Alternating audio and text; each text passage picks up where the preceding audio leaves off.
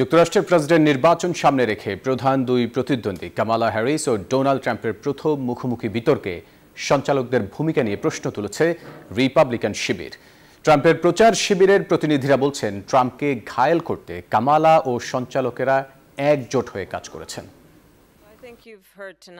মার্কিন প্রেসিডেন্ট নির্বাচন সামনে রেখে এই প্রথম কমলা ও ট্রাম্প মুখোমুখি বিতর্কে অংশ নিলেন। 90 মিনিটের বিতর্কে কমলা ও ট্রাম্প দুজনের কথায় লড়াই মেতে ওঠেন। যুক্তি উপস্থাপন, পাল্টাপাল্টি আক্রমণে একে অপরকে নাস্তানাবুদ করার চেষ্টা।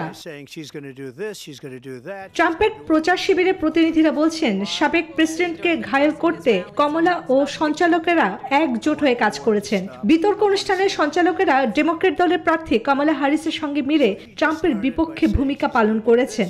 রিপাবলিকান সিনেটর টম কটন অভিযোগ, বিতর্কটি ছিল তিনজনের বিরুদ্ধে একজনের লড়াই। টম কটন আরো বলেন, কমলার কিছুই পরিকল্পনা করা নেই।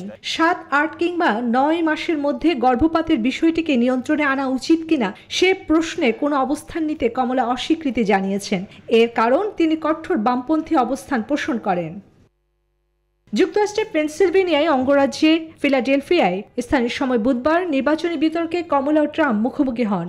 বিতর্কে অর্থনীতি, অভিবাসন, গর্ভপাত সহ বিভিন্ন বিষয় উঠে আসে। এসব বিষয়ে কমলা ও ট্রাম্প পরস্পরকে আক্রমণ করা ছাড়াও একে অপরের বিরুদ্ধে মিথ্যাচার করার অভিযোগ তোলেন। ন্যাশনাল কনস্টিটিউশন সেন্টারে এই বিতর্ক অনুষ্ঠানের আয়োজক মার্কিন গণমাধ্যম এবিসি নিউজ। সঞ্চালক ছিলেন ডেভিড মুইর ও Lindsey Davis. Chandrani Chandra, news 24।